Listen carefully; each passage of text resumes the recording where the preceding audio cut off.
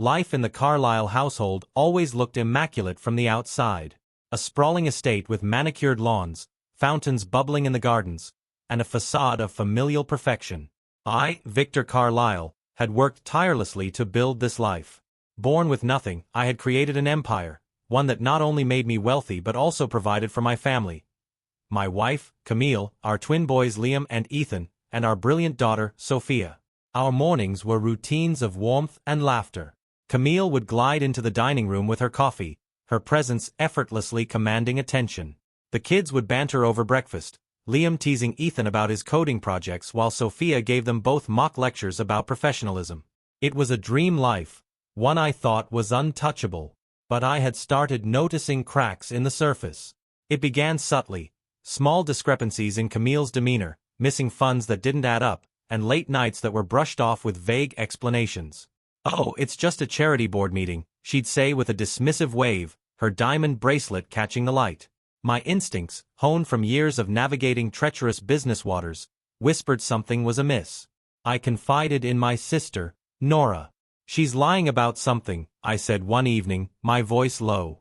Nora, ever the skeptical one, arched an eyebrow. "You're sure it's not just paranoia?" she asked, sipping her wine. But even as she questioned me, I saw the flicker of concern. It was Sophia, my ever-observant daughter, who offered the first concrete insight. "Dad, Mom's been acting strange," she said one evening when the twins were out. "She canceled her usual charity meeting last week, but her calendar shows she was at the club." My stomach twisted at her words. Sophia's loyalty had always been unwavering, and I knew she wouldn't say something without cause. It was time to act. Using my estate's advanced surveillance systems, a system I had installed to ensure my family's safety, I began tracking Camille's activities discreetly. It felt invasive, but as days turned into weeks, the evidence grew undeniable. Camille wasn't just distracted. She was deceitful. Phone calls taken in hushed tones, secretive trips to obscure locations, and meetings with someone I never expected, Damien, my best friend. Each revelation tightened the knot in my chest. Damien, who had been a brother to me, someone who stood beside me when I had nothing, now hovered over the ashes of my trust like a vulture. How could he? "Dad, we need to confront this," Sophia urged one evening, her voice trembling. She wasn't just a daughter anymore. She was my ally. Together, with the twins' tech genius aiding our investigation, we pieced together what Camille had desperately tried to keep hidden. By the time the truth was fully revealed, that Damien and Camille had been orchestrating an affair and plotting to siphon millions from the Carlyle Foundation, I wasn't just betrayed. I was enraged. But I wasn't ready to confront them, not yet. Betrayal demanded not just confrontation but retribution. And I had a plan. Once I uncovered the truth, I couldn't look at Camille the same way. Her laughter, once soothing, now grated on my nerves. Every touch, every glance felt tainted. Yet, I kept up appearances. My kids deserved that much, at least until I had everything in place. Damien, meanwhile, had the gall to keep visiting. He acted as though nothing had changed, as though he wasn't stabbing me in the back. One evening, he came over for drinks, patting me on the back and joking about business as usual. "Vic, you've got the Midas touch," he said, raising his glass. His smug smile made my stomach churn. Little did he know, I was watching him. The GPS data from his car, which Liam had hacked into, showed me the places he'd been meeting Camille. Luxury hotels, secluded restaurants, each ping of his location was like a knife to my gut. Still, I played my part. "You flatter me, Damien," I replied, my voice steady. The liar. The thief. The man who had held my sons as infants and shared my home like family. I turned to Camille that night as we climbed into bed. She smiled, leaning in to kiss me. I resisted the urge to pull away. "You looked beautiful tonight," I said instead. Her face lit up, but I could see it, the faint shadow of guilt that flickered across her eyes. She knew. Deep down, she knew I was catching on, but she didn't dare confirm it. While she slept, I pored over financial records, tracking every dollar that had gone missing. The foundation wasn't just a vanity project, it was my pride. Scholarships, community projects, it represented everything I stood for. To find out they were skimming from it was a betrayal of everything I believed in. "Dad, look at this," Liam whispered one evening, bringing his laptop to the study. He pulled up a series of messages intercepted from Damien's encrypted email. They're planning to transfer funds offshore next month. The account belongs to Mom. My breath caught. Camille had always been smart, but this? She was building a life without me, using my money, my trust, to fuel her escape. My vision blurred with rage, but Liam put a hand on my shoulder. Don't let them win. We've got this. Sophia was the next to step in. We need more than just financial evidence, she said, her legal background already kicking in. We need proof of intent, a trail that ties them both together. Ethan, always the quiet thinker, nodded. We can set a trap, he said. Force them to show their hand. It was a risky move, but I agreed. Using my connections, I staged an elaborate ruse, a new business deal that would require me to step away for a few weeks. I made sure Camille overheard the phone call, detailing my absence and the large amount of foundation funds I'd need to process for the project. Everything's ready for the transfer, I said loud enough for her to hear, ending the call. I watched her carefully. Her expression didn't change, but I caught the slight shift in her posture, the subtle tension in her jaw.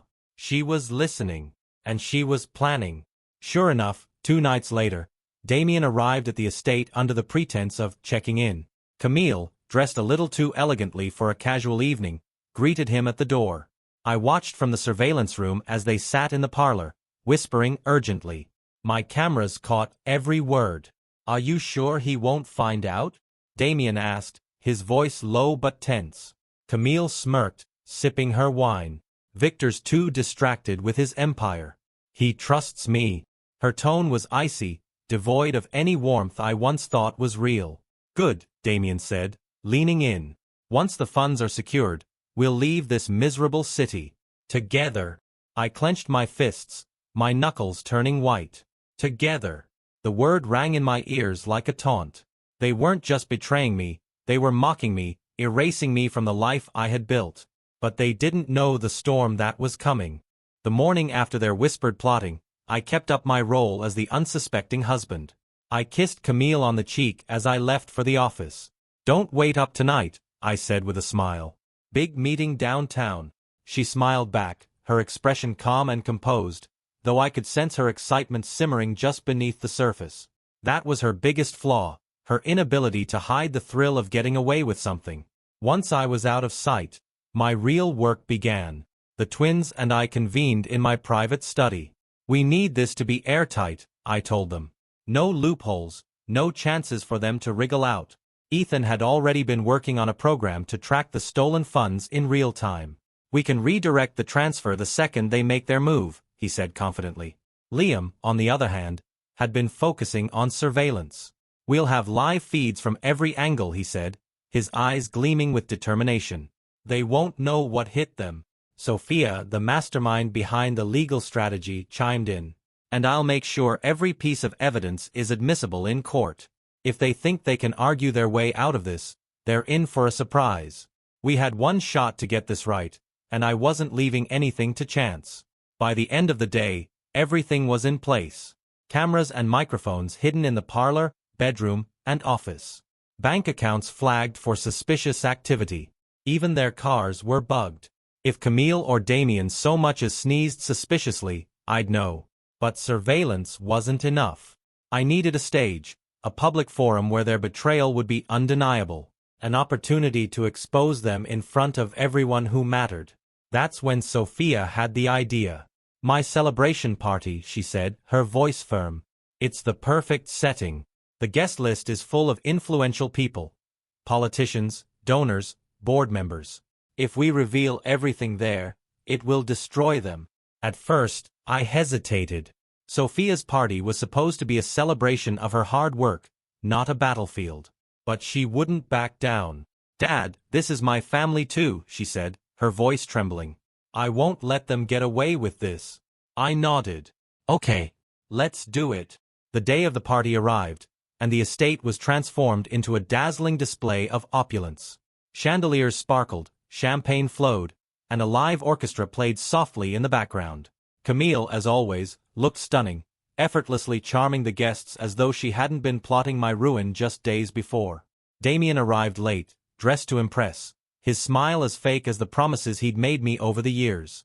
I watched them from the sidelines, my stomach churning. Every laugh, every touch felt like a knife to my chest. But I kept my composure. This was their night to fall.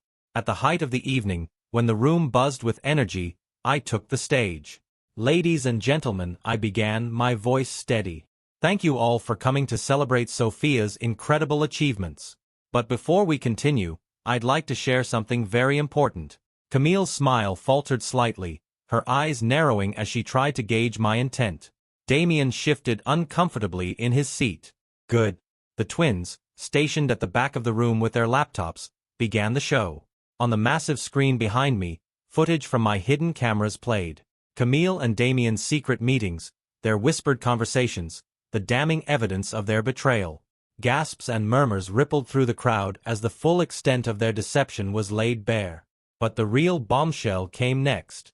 Liam pulled up the live bank account feeds, showing the attempted transfer of foundation funds, Camille's name clearly tied to the offshore account. The screen lit up with notifications as Ethan's program froze their accounts in real time.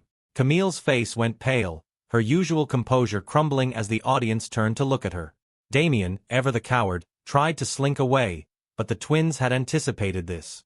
On cue, federal agents entered the room, arresting him on charges of embezzlement and fraud. As the agents approached Camille, she turned to me, her eyes wide with desperation. "Victor, please," she whispered, her voice trembling. "I can explain." I met her gaze, my voice cold. "Explain it to the judge."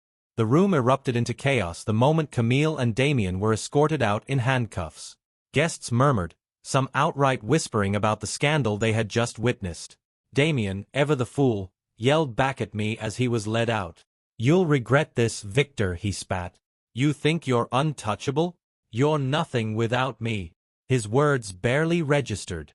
I stood there, watching as the walls of their carefully constructed lies collapsed around them. Camille didn't say a word as she was taken away, her face pale, her eyes darting nervously at the crowd. For someone who had spent her life perfecting the art of charm, she suddenly looked like a scared animal cornered by the truth. "Dad," Sophia whispered, gently touching my arm. "Are you okay?" I nodded, though my heart felt heavy. "I'm fine. Thank you." As the guests began to leave, murmuring condolences or quietly gossiping, I made my way to the study. I needed a moment to think, to breathe. The betrayal, no matter how much I had prepared for it, still cut deep. My best friend. My wife. How had I missed it for so long? The next morning, the Carlisle estate was eerily quiet. The usual hum of activity felt subdued, like the house itself was mourning. I sat at the breakfast table with the kids, a strange mix of relief and sadness hanging in the air. "Are you going to be okay, Dad?" Liam asked, breaking the silence. He and Ethan had always been my quiet support system, their tech skills turning the tide in my favor. But now his voice carried genuine concern. "I will be," I said, forcing a smile. "Thanks to you three." Sophia, always the strongest of us, leaned forward. "What's next? Are we pressing charges against Mom?" The words stung, but I knew they were coming. Camille wasn't just a wife anymore. She was a criminal. "The authorities have everything they need," I replied. "They'll handle her and Damien." Ethan looked up from his coffee, his voice hesitant. "And us? What happens to the family?" I sighed, running a hand through my hair. "We move forward. Together. This house, this family, it's ours. No one will take that from us." It was a promise I intended to keep. No matter how much Camille and Damien had tried to destroy us, I wouldn't let them win. Later that week, news of the scandal spread like wildfire. Every headline painted Camille and Damien as the ultimate villains. The footage from the party had gone viral, cementing their reputations as frauds. Camille's social circles dissolved overnight, and the charities she had once chaired released statements distancing themselves from her. Her name, once synonymous with grace and elegance, became a warning sign for deceit. I had anticipated the fallout, but seeing it unfold was surreal. Former friends of hers reached out, offering half-hearted apologies or outright silence. No one wanted to be associated with her. It was poetic justice, in a way. Camille had built her life on appearances, And now, those very appearances were her undoing. Damien fared even worse. His assets were seized, his accounts frozen, and his name blacklisted in every professional circle he had once thrived in. The man who had once stood beside me as a trusted friend now faced decades behind bars. One evening, as I reviewed the Foundation's recovered funds, my phone buzzed. It was a message from an unknown number. Against my better judgment, I opened it. "Victor, it's Camille. I need to talk to you. Please." I stared at the message for a long moment before deleting it. What could she possibly say? That she was sorry? That she regretted it? I didn't need her apologies. I didn't need anything from her. "Who was that?" Nora asked, stepping into the study. "Camille," I replied, my voice steady. "She wants to talk." Nora snorted. "She's got nerve, I'll give her that. You're not seriously considering it, are you?" I shook my head. "No. There's nothing left to say." And there wasn't. Camille had made her choices, and now she had to live with the consequences. A week after the party, I stood in what had once been Camille's sanctuary, her prized rose garden. Rows of meticulously tended blooms surrounded me, their sweet aroma wafting through the air. She had poured years into this place, hosting charity events and posing for society pages in its midst. It was her pride and joy, a symbol of the perfect life she pretended we had. I called for the groundskeeper, Henry. "Pull it all out," I said, gesturing at the vibrant flowers. His brows furrowed, unsure if I was serious. "Everything. Replace it with vegetable beds. The community will get more use out of this than I ever will." Henry hesitated but nodded. "As you wish, Mr. Carlyle." I stayed long enough to see the first shovel break the soil. It felt oddly cathartic, watching the roses uprooted. Camille had once told me this garden was her escape, her haven. Now, it would serve a greater purpose, feeding families who truly needed it. Camille, now confined to a dingy apartment on the outskirts of town, called me relentlessly. Each time, I let it ring.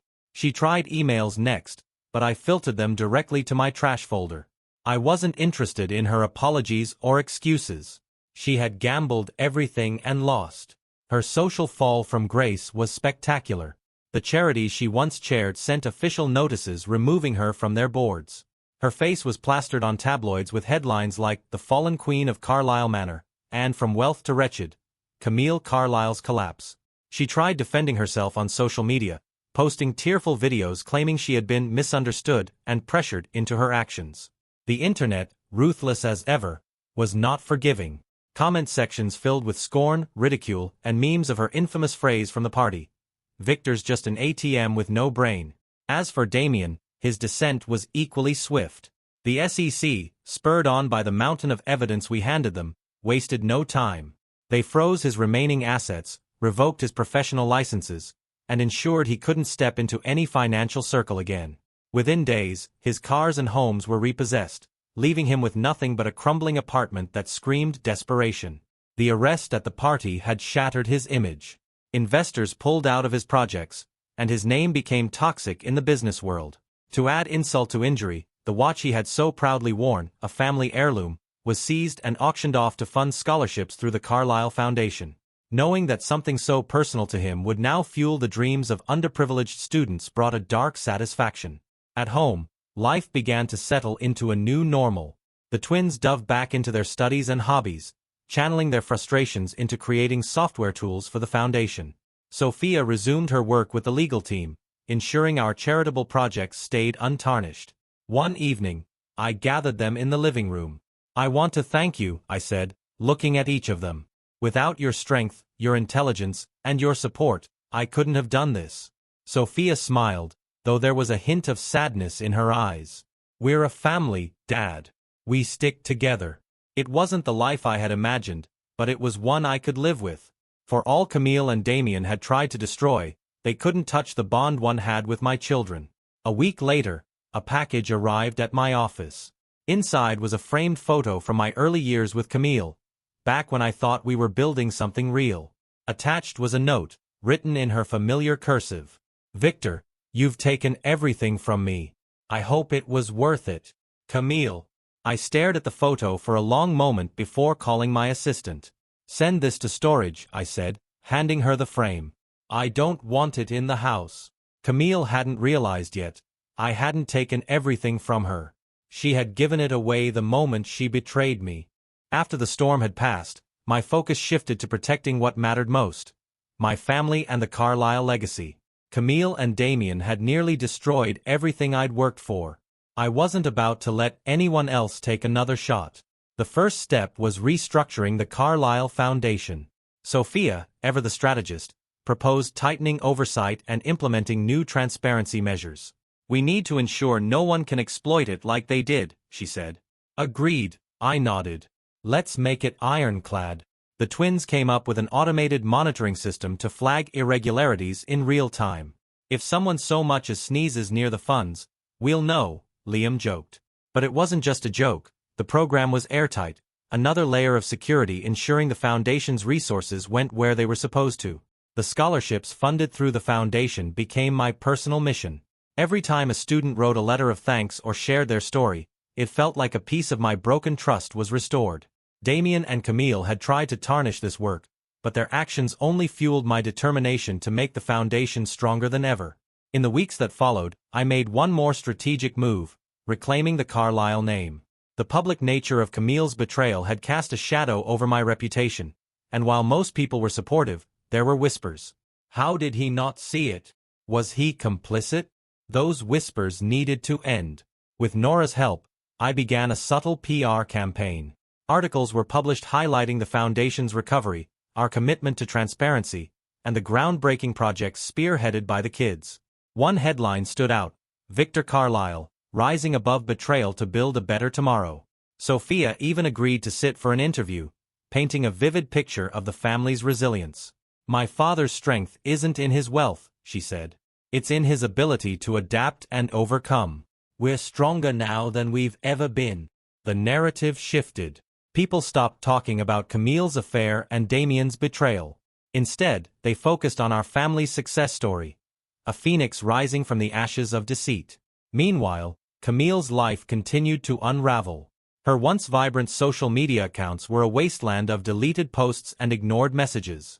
Every attempt she made to rebuild her image was met with ridicule. One afternoon, I received a call from Nora. "You're not going to believe this," she said, barely containing her laughter.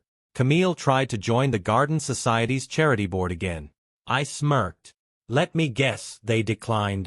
"Not just declined," Nora replied. "They sent a formal letter saying her presence would undermine their values." The irony wasn't lost on me. Camille, who once thrived on appearances, was now a pariah in the circles she had cherished most. Damien, on the other hand, had gone quiet. The last I heard, he was working as a consultant for a small firm far from Boston, scraping by on whatever he could salvage. His flashy lifestyle was a thing of the past. A few mutual acquaintances reached out, asking if I'd be willing to bury the hatchet. I politely declined. "Victor, he's sorry," one of them insisted. "He wants to make amends." "He didn't just betray me," I replied. "He stole from children, from families in need." "I don't care if he's sorry. I care that he pays for it." Back at home, the atmosphere grew lighter with each passing day. We laughed more, talked more, and leaned on each other in ways we hadn't before. One evening, as we sat around the fire pit, Ethan spoke up. "You know," he said, poking the flames with a stick, "I don't think I've ever seen you this relaxed, Dad." I chuckled. "It's because I know we're safe now. The worst is behind us." Liam grinned. "And if anyone tries anything again, they'll have to get through us first." Sophia raised her glass. "To family," she said, her voice steady. "To our strength." We clinked glasses, the sound a reminder of what we'd survived together. But there was one final move I needed to make. A lasting reminder for Camille, Damien, and anyone else who dared cross the Carlyle family. I had Sophia draft a letter to both of them, attached with a framed photo. The photo showed us at the fire pit that night, smiling, united, and unbroken. The letter was simple. "You tried to destroy us. Instead, you made us stronger. Enjoy the life you chose. We'll enjoy ours." With Camille and Damien fading into the shadows, my focus shifted entirely to the future. The Carlyle name had been dragged through the mud, but now it was time to rebuild, not just my reputation, but a legacy that couldn't be touched by betrayal. The foundation became a beacon of hope in our community.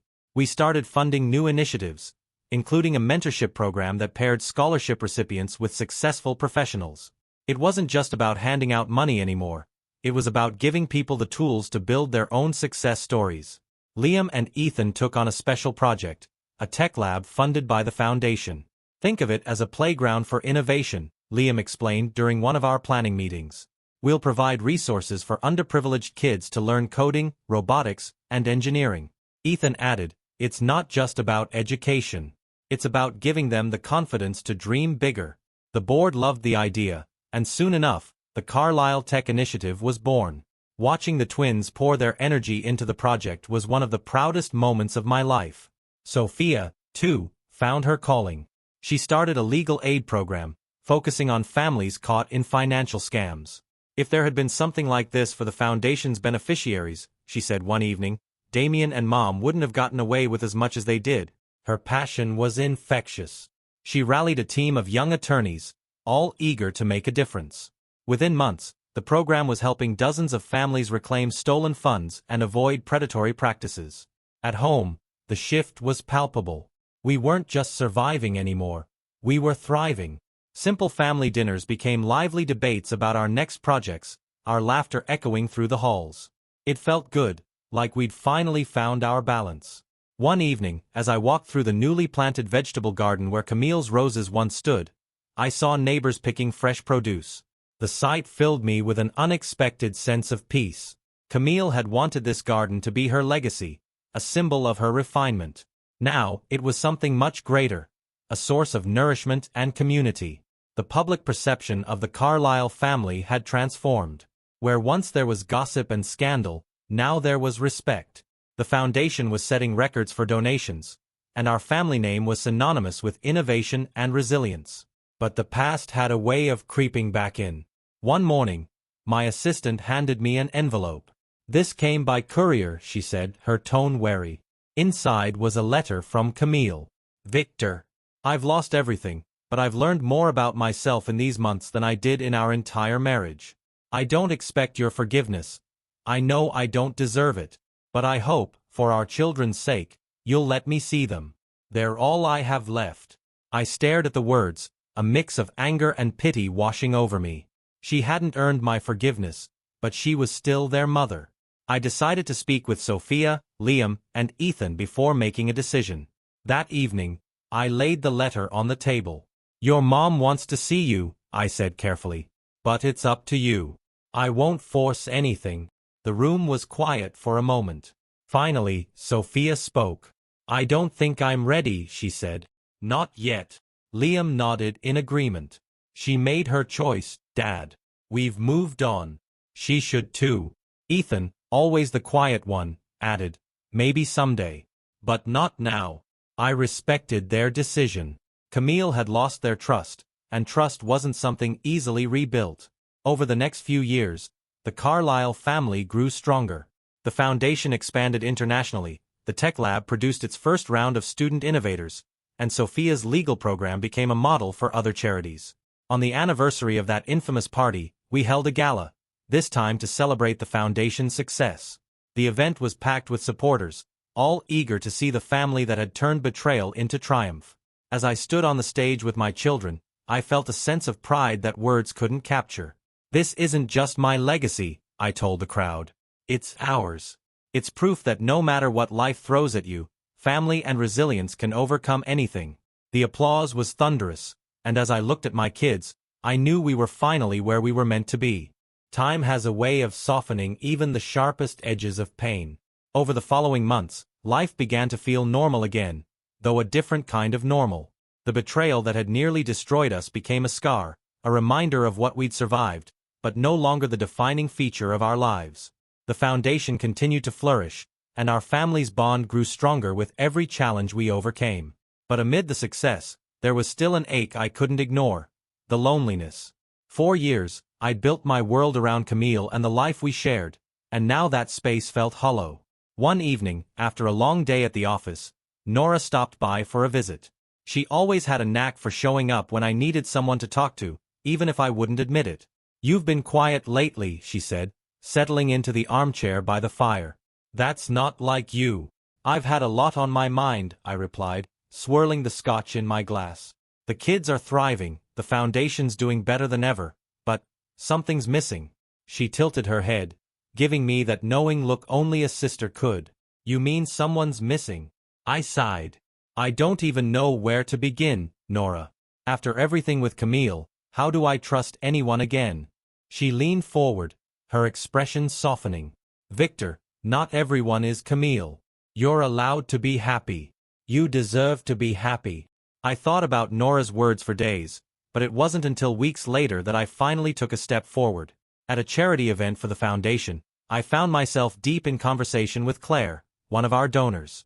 She was a professor at a nearby university, smart and insightful, with a warmth that felt genuine.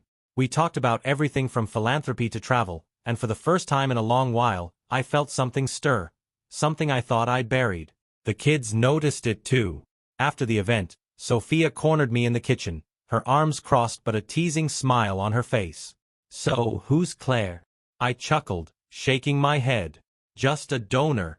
"Dad, you've been talking about her all evening," she said, raising an eyebrow. "I think it's more than that." "Maybe," I admitted, feeling a twinge of nervousness. "But it's complicated." "Dad," she said, her voice softening, "we want you to be happy. If she makes you smile like this, don't let fear stop you." With their encouragement, I took a chance. Claire and I started seeing each other casually. Dinners, walks through the city, and quiet evenings talking about life. She wasn't flashy or dramatic like Camille. She was grounded, someone who cared more about people than appearances. One evening, as we sat on the porch watching the sunset, I told her about Camille and Damien. Everything. It wasn't easy, reliving the betrayal, but Claire listened without judgment. When I finished, she took my hand in hers. "I can't imagine what that was like," she said gently. "But I see the man it made you. Strong, kind, resilient. You deserve to let go of that pain." Her words stayed with me, and for the first time, I felt a glimmer of hope, not just for a future with Claire, but for a future where the past didn't define me. The kids warmed to Claire quickly, and soon enough, she became a regular presence in our lives. One evening, while we were having dinner as a family, Ethan looked up from his plate. "Dad," he said, a sly grin spreading across his face. "You're smiling more these days. Is that so?" I replied, raising an eyebrow. "Yeah," Liam chimed in. "We like her, by the way. Just so you know." Sophia nodded, her smile confirming their approval. It was a small moment, but it meant everything to me. After everything we'd been through, we were finally finding happiness again. Not just as individuals, but as a family. Life began to feel whole again, even with its complexities. My relationship with Claire blossomed, but I was careful to ensure that it didn't overshadow the priorities I'd set for my family. She understood that, which only deepened my respect for her. "Victor," she said one evening as we walked through the estate grounds, now rich with thriving vegetable gardens, "I don't want to overstep, but are you sure you've given yourself permission to move on? You're doing everything for your kids, the foundation, your legacy. But what about you?" Her words stayed with me. Was I still carrying Camille's betrayal like a weight on my shoulders, afraid to let myself fully embrace a new chapter? I didn't have an immediate answer, but the question lingered. At home, the kids continued to thrive in their respective paths. The Twins Tech Lab celebrated its first milestone, a group of students successfully launching a prototype app that connected underprivileged students with local mentors. Sophia's legal aid program had expanded to 3 new cities, providing support for hundreds of families. I couldn't have been prouder. They were carving their own legacies, shaped not by Camille's betrayal, but by their own resilience and strength. Still, I worried about balance. As much as I was committed to Claire, my kids had to come first. One Saturday afternoon, as we sat on the patio enjoying iced tea, I broached the topic with them. "How are you all feeling about Claire?" I asked, keeping my tone casual. "I don't want to rush anything or make you feel like I'm prioritizing her over us." Liam looked up from his laptop. "Dad, she's great. She's not trying to replace Mom, and she makes you happy. That's what matters." Ethan nodded in agreement. You deserve this, Dad. Don't overthink it. Sophia smiled warmly. We love you, Dad, and we support you. Claire's part of our lives now, and that's okay. Their reassurance gave me the confidence to embrace what was growing with Claire. I realized that my kids weren't just supporting me, they were teaching me how to trust again. As Claire became more involved in our lives, she also became a valuable ally in the Foundation's work. Her background in education brought fresh perspectives, and the board quickly took to her ideas for expanding our mentorship programs.